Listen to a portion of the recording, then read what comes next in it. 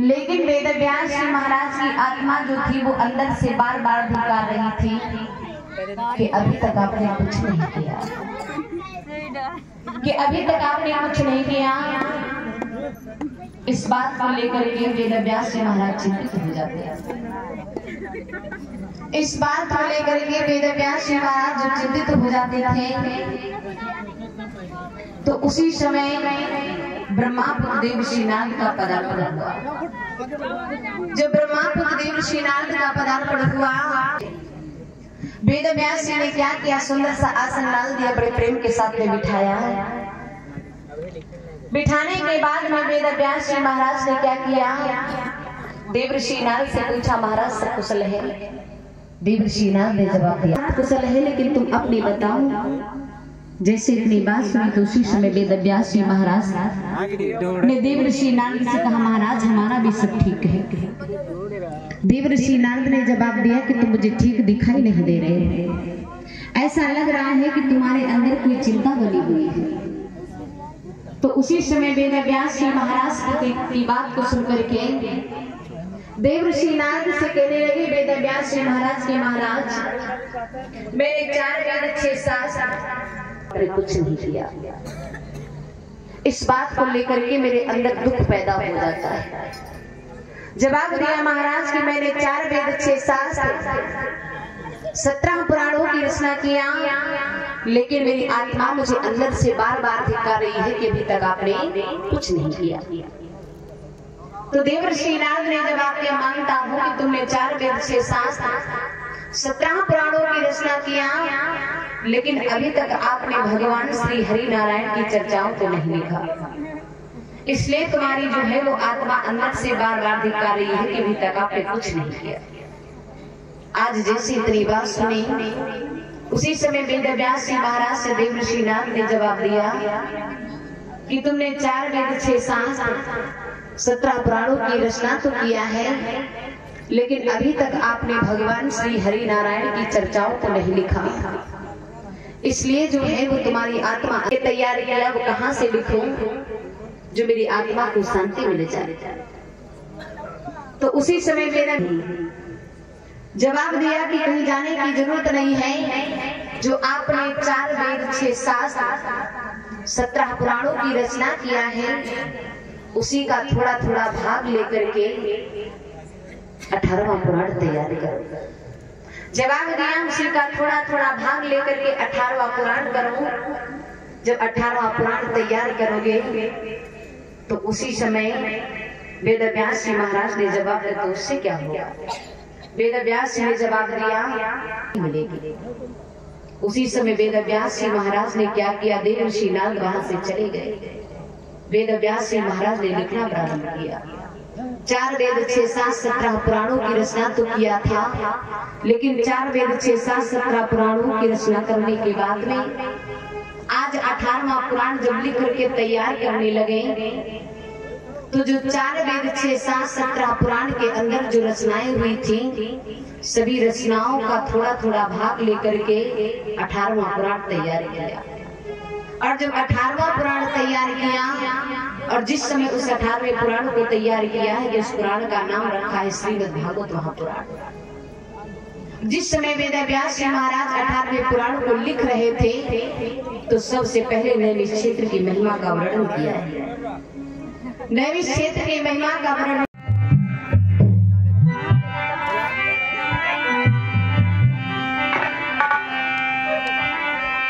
सबे बोलो प्रेम के साथ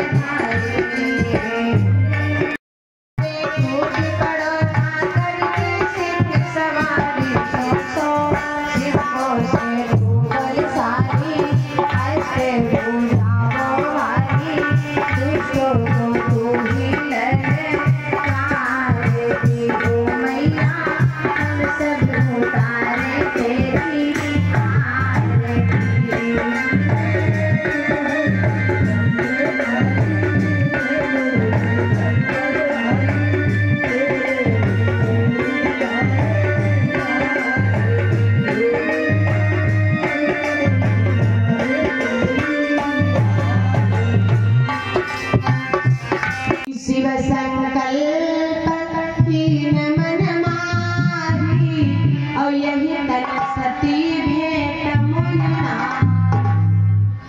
भोले बाबा ने अपने मन में प्रण लिया, संकल्प किया कि अब मैं इस शरीर से सती को स्पर्श नहीं करूंगा, अब मैं इस शरीर से सती को स्पर्श नहीं करूंगा। मन में संकल्प ले लिया और संकल्प लेकर के भगवान भोले बाबा कैलाश पर्वत के लिए चले।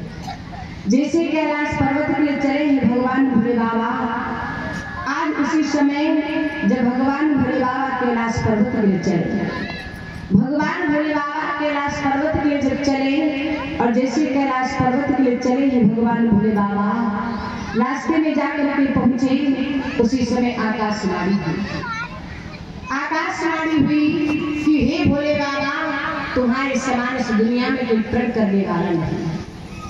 भगवान श्री राम के प्रति तुम्हारे समान इस दुनिया में कोई प्रण करने वाला नहीं है। जैसे इस बात को मैया भवानी ने सुना, भैया जैसे इस बात को मैया भवानी ने सुना, मैया भवानी ने विचार क्या हो, मेरे भोले बाबा ने प्रण कर लिया और हमसे नहीं बताया, मेरे भोले बाबा ने प्रण कर लिया और हमसे नहीं बताया।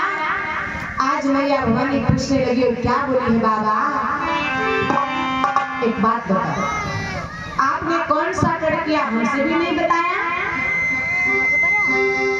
जैसे इतनी बात कही भोले बाबा कुछ नहीं बोले, लेकिन मेरे दादा मेरी बहनों भोले बाबा कैसे बता दे। जब सती परीक्षा लेकर के आई थी तो भोले बाबा ने पूछा था, देवी तुमने किस प्रकार से परीक्षा लिया, तो सती ने नहीं बताया था, तो भोले बाबा कैसे बताया। भोले बाबा ने भी नहीं बताया। मैया भवानी ने अनेकों बार पूछा, लेकिन भोले बाबा ने नहीं बताया। आकर के कैलाश पर्वत पर बैठे